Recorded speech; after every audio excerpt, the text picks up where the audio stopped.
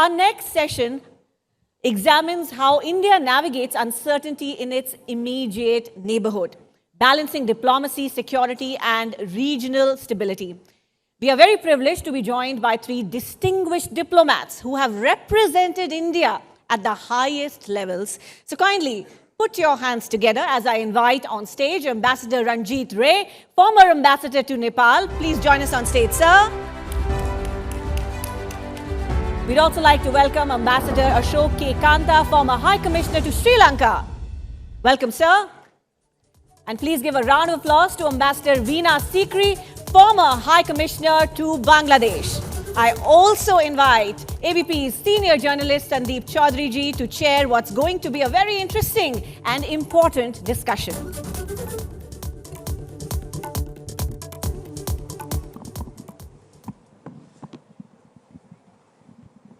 Good afternoon, everybody. So we are here to discuss the new world order in this prestigious event hosted annually by ABP Network, the Ideas of India. And here I'd be using a bit of English and a bit of Hindi, both, because I represent ABP News, which is a Hindi news channel, and that is where I earn my bread and butter from. तो आज की तारीख में the topic of discussion worldwide is where does India stand in the new world order? And we've been positioning ourselves, be it the recent AI summit, be it free trade agreements with the UK, with EU, or the trade agreement with the United States of America, or reaching out to China, because in diplomacy, there's this famous saying, there are no permanent friends, no permanent enemies. There are permanent interests. तो आज की तारीख में भारत अपने आप को कहां पाता है? क्योंकि हमने एक लक्ष्य बनाया है that we have to be a developed country by 2047 when we celebrate 100 years of our independence. तो दुनिया में हम reach out भी कर रहे हैं.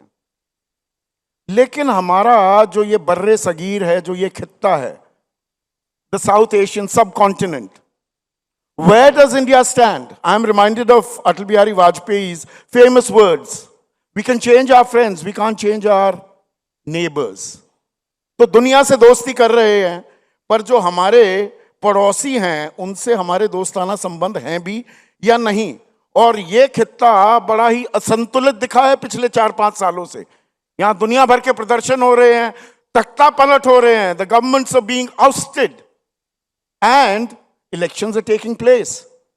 तो 3 ऐसे शख्स जिन्होंने इस न्यू वर्ल्ड ऑर्डर में भारत ने जो मकाम अब हासिल किया है और जहां जाने की हमारी तमन्ना है, उसमें बेहतरीन भूमिका निभाई है, वो हमारे साथ हैं. तीनों का परिचय हो चुका है, तो मैं उसमें वक्त जाया नहीं करूंगा. बट वीना सीकरी जी, हम दुनिया में दोस्ती बढ़ाते घूम रहे हैं, पर अगर मैं अपने पड़ोसियों की बात करूं और पाकिस्तान को थोड़ी देर के लिए छोड़ देते हैं, उस पर ही हम सारा वक्त खर्च देते हैं बाज दफा, पर बांग्लादेश, श्रीलंका और नेपाल की अगर हम बात करें, दुनिया से संबंध अच्छे, पर यहां पर कुछ तनातनी का आलम है क्या? Is that a problem? No, I think we have to recognize that for India and for all other countries, but certainly for us, the neighborhood is the most important context. You cannot have a successful foreign policy unless you have a successful neighborhood. Always had a policy of neighborhood first, but are we following it? We have a very good neighborhood first foreign policy for the last 10 years, and I think it has been successful. I'll give the examples of even Bangladesh, I think for the last 15 years. And here I would like to say right away that it's not because India put all her eggs into the Sheikh Hasina basket. No, it is because the Sheikh Hasina government decided to meet India's security red lines. There's a certain charm in speaking to seasoned diplomats like you. You've already anticipated my next question. Yeah, well, मैंने इसलिए anticipate किया क्योंकि पूरी दुनिया यही पूछ रही है. भाई शेख हसीना यहाँ बैठी है, नई वहाँ पर सरकार बन गई, तारिक रहमान है. We invested a lot of time, effort in having or building good relations with Sheikh Hasina. उसको यहाँ अब हम पनाह देते घूम रहे हैं, नई सरकार बन गई. हम कहाँ हैं? We built good relations with the Awami League government because they met India's security red lines. And I think in neighborhood, that's why it's the most important, because your security is involved first and foremost, before anything else, before trade, before politics, and so on. Now, I think in the last 18 months of the interim government, and I think the very fact of this regime change in Bangladesh, what were the global interests involved? Why did it happen? Was it an anti-India gesture in itself? Did we anticipate the turmoil? I am made to believe that America had sounded out India, there's something happening in Bangladesh and you better have a plan in place. No, I think we knew what was happening. We had an anticipation, but whether the regime, whether Sheikh Hasina's government was able to control it was one thing, and the powers ranged against it were too high. Giving powers into the hands of one particular political force in Bangladesh, the Jamaat-e-Islami, backed by Pakistan, backed by other countries, meant a totally different approach to what was happening in Bangladesh. It was a Pakistan-driven approach.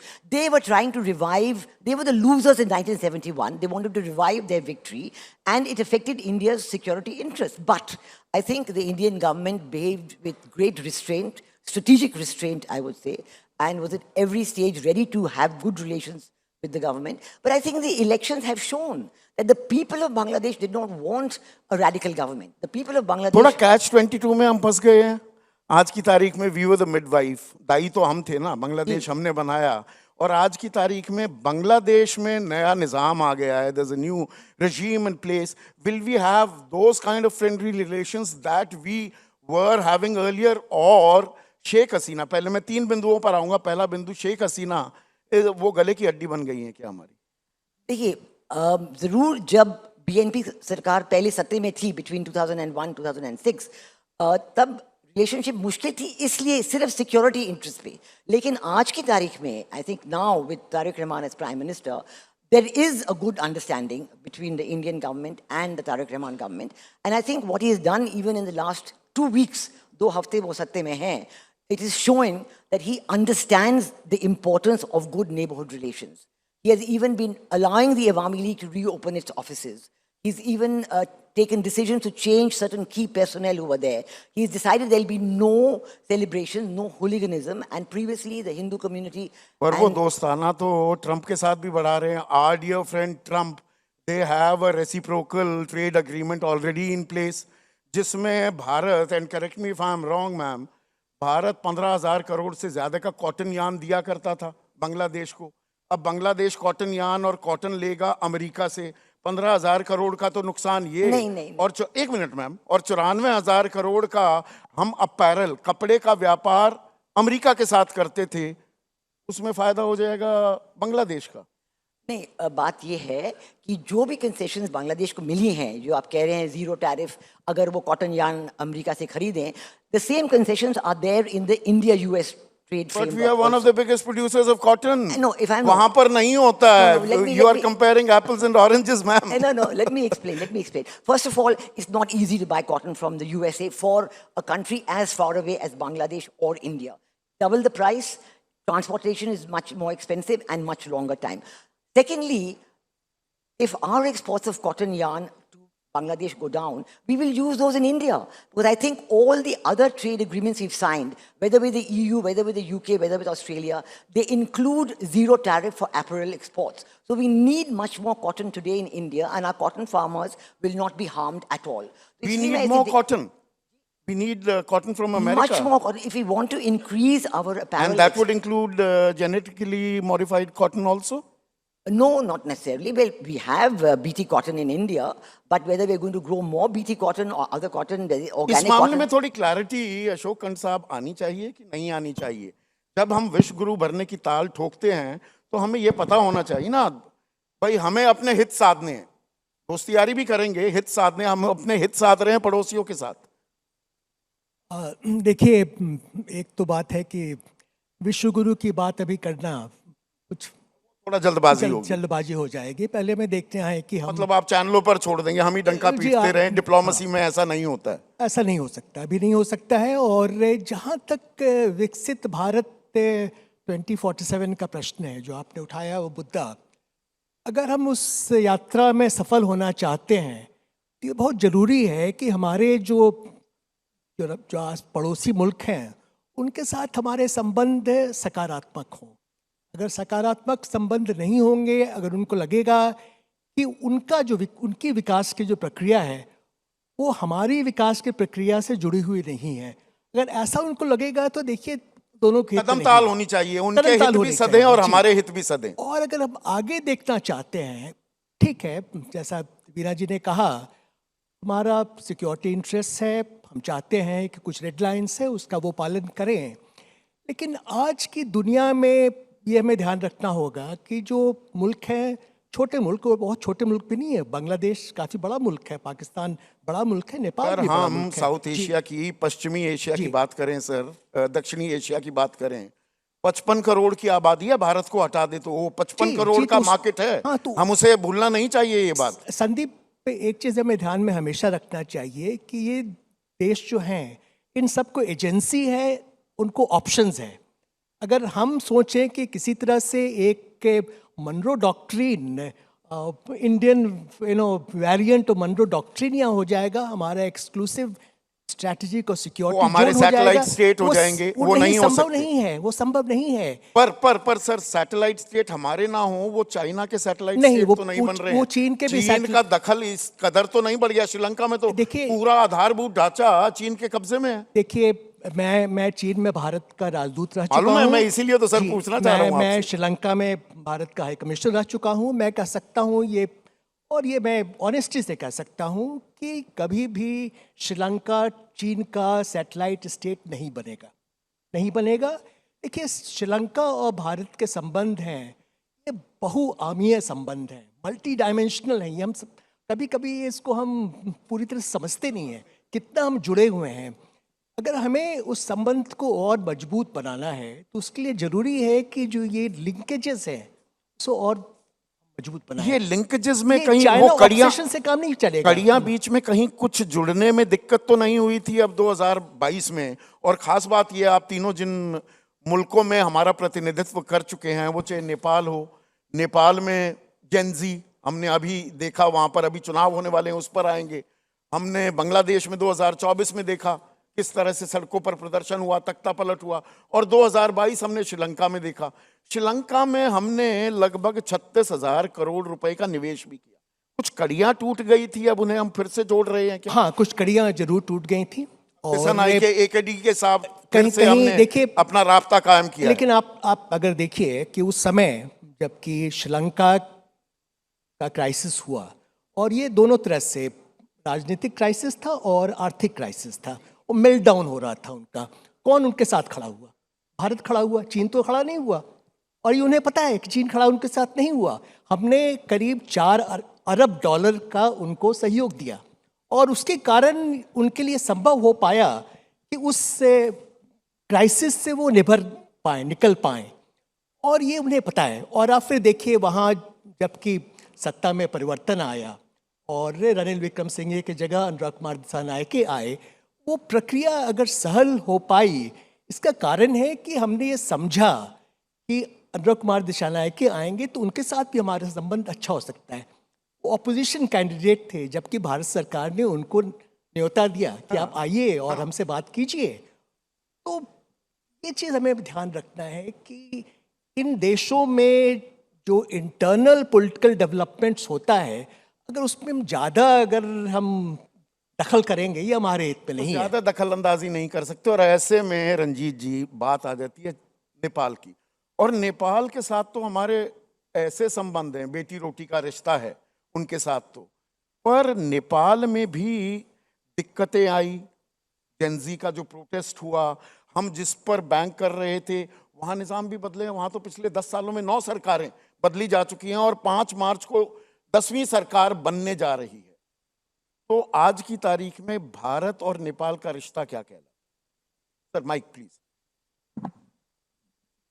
You see, India and Nepal have a very, very strong relationship. You know, fundamentally, you look at trade, look at the cultural and other linkages. 1700 kilometre का तो खुला border है। Open border, people can move without visas and passports. A very, very strong relationship.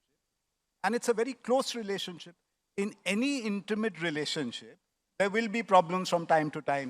You may have excellent relations with a country 10,000 miles away from you because, you know, there's not too much going on between the two of you.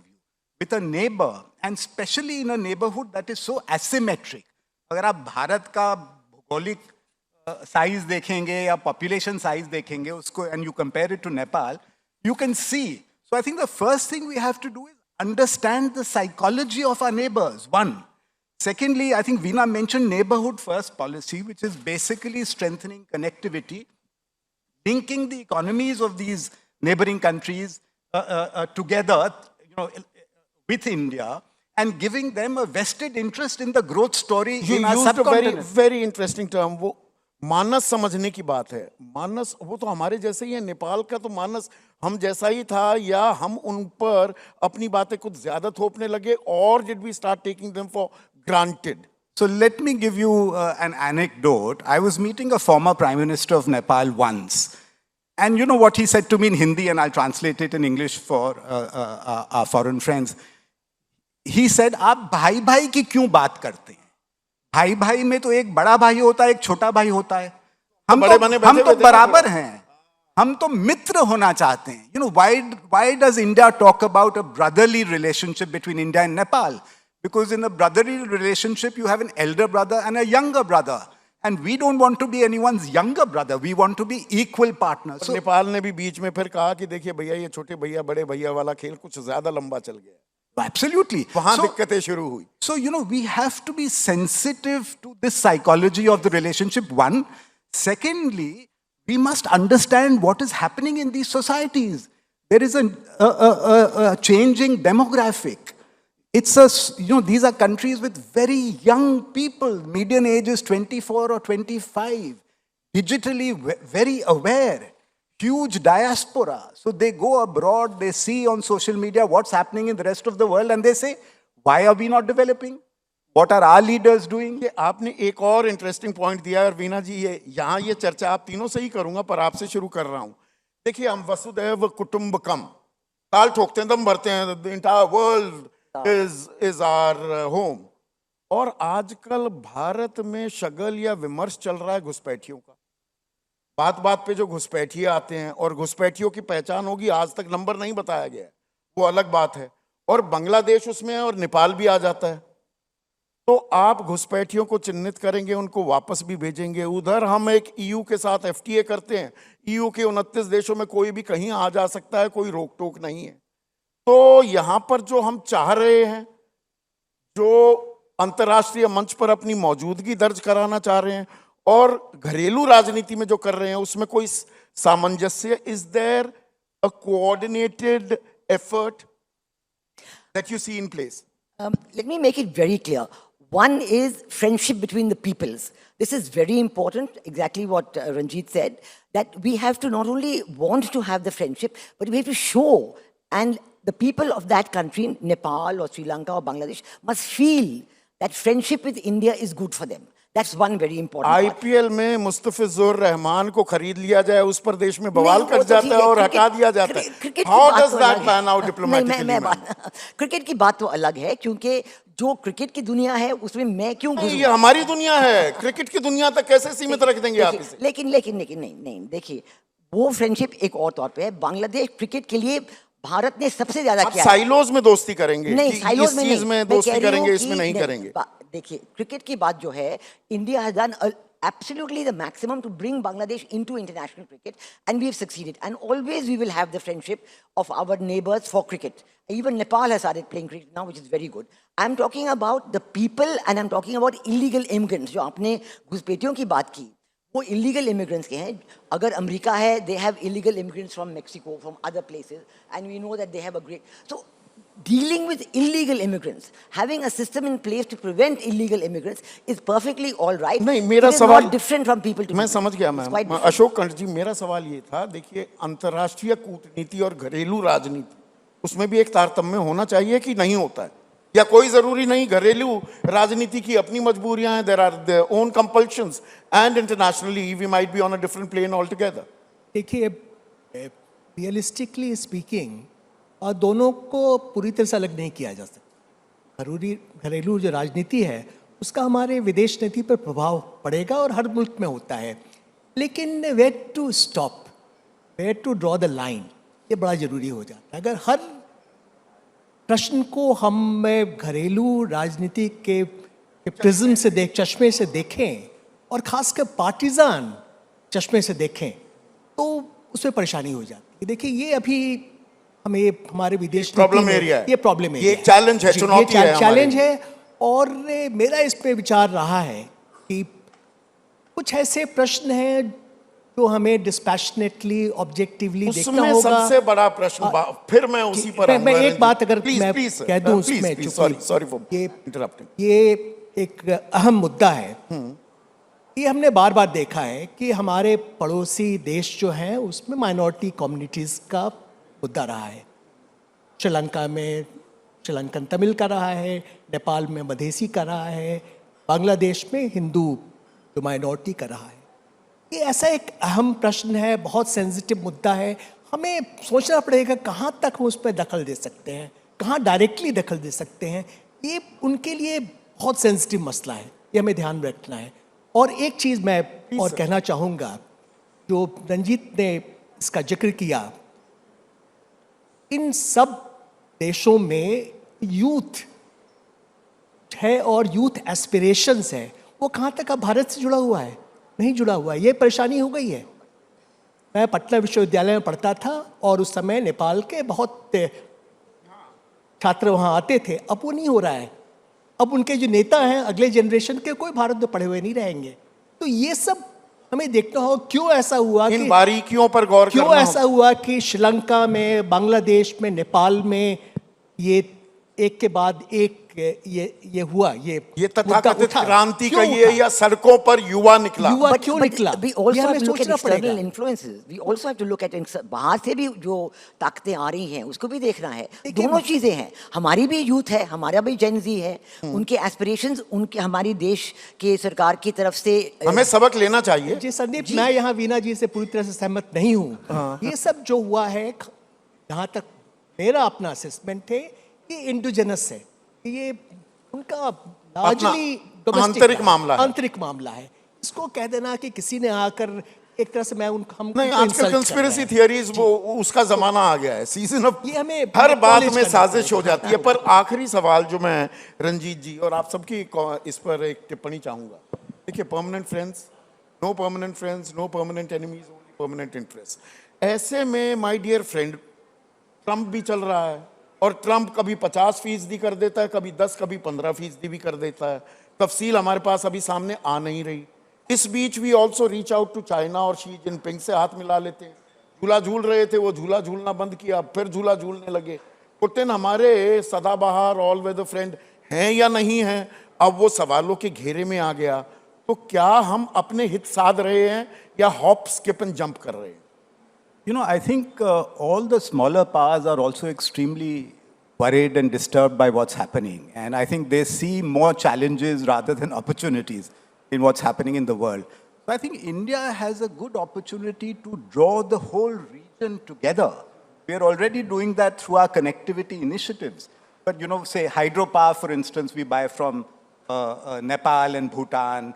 We used to sell to Bangladesh. I don't know if it still continues. One point. Second, what I want to say is we should not allow our political differences interrupt the economic partnership and cooperation that happens. And about your earlier question about Mustafizur Rahman, I just want to make one point. See, obviously domestic policy impinges on foreign policy. Sometimes what happens is you have a hierarchy of interests. Your domestic interests might override your foreign policy related, you know, objectives or interests. Political interest should not be paramount. It should be national interest. Nation's interest rather than a political interest. Absolutely, I agree with you. Absolutely, absolutely. Absolutely, I agree. Sir, इसमें एक और बात, जो ये चीन की बात हो रही है, तो हम अमेरिका से भी दोस्ती कर रहे हैं, चीन से भी कर रहे हैं, हम रूस के साथ भी ये रायता तो नहीं फैल रहा है कूटनीति के नाम पर? नहीं नहीं, ऐसा कुछ नहीं। देखिए, ये बहुत ज़रूरी है हमारे लिए कि ये जो मेजर पावर्स हैं, अमेरिका हो, चीन हो, रूस हो, उनके साथ हमारे संबंध अच्छे रहें। लेकिन ये भी हमें देखना है कि क्या पॉसिबल है, क्या पॉसिबल नहीं है। अभी आप भारत चीन संबंध में देखिए तो मैंने ये बार बार लिखा है कि रीसेट की बात करना, ये कहना कि एक बार फिर सब हमारे संबंध बहुत मधुर हो जाएंगे, ये रियलिस्टिक नहीं है। और वैसे ही भारत अमेरिका के संबंध में दरार आए हैं, उनको हम नज़रअंदाज नहीं कर सकते। तो चुनौतियों का दौर है, और इस चुनौतियों का दौर है। चुनौतियों का दौर है। वीना जी, आखिरी सवाल मेरा ये है कि इस चुनौतियों के दौर में भारत अपने आप को जहां खड़ा पा रहा है, जहां अपने आप को देख रहा है, इसको आगे बढ़ाने के लिए डिप्लोमेटिकली, कूटनीतिक तौर पर सबसे पहले हमें क्या करने की जरूरत है? तत्काल, अगर कोई तत्काल स्कीम हो डिप्लोमेसी की। नहीं, डिप्लोमेसी इन नेबरहुड सबसे ज्यादा महत्व उसका है। अगर हम- नेबरहुड फर्स्ट, जी नेबरहुड फर्स्ट। जी, एब्सोल्युटली। हम विश्व के तौर पे बड़े नहीं बन सकते जब तक हमारी नेबरहुड की पॉलिसी स्ट्रांग ना हो। चाइना पहले रीजनली वो कंसोलिडेट किया पूरे खित्ते पर, उसने दोस्ती यारी की, फिर वो ग्लोबल अप्रोच पर गया। हम उल्टा तो नहीं कर रहे, उल्टी गंगा तो नहीं बहा रहे। This has to be simultaneous because our strategic autonomy policy is very good and very strong. We have to make friends with our neighbors and with all the big countries. The big countries should also understand that we want friendship with them, but they have to also understand India's interest in a neighborhood first, a good neighborhood, a strong neighborhood.